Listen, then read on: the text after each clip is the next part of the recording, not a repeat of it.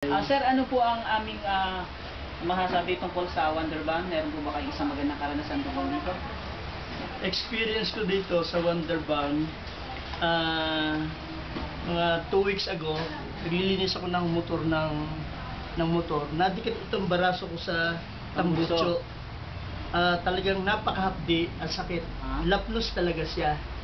So, naalala ko yung Wonderban. Nilinis ko muna siya, tapos pinahiran ko ng Wonderban.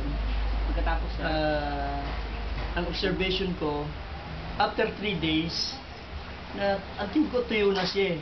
After 3 days. Hindi pero matindi yung pagka-dikit. Tumunog pa, gumanon yung laman ko eh. Pero after 3 days, natutuyo na siya.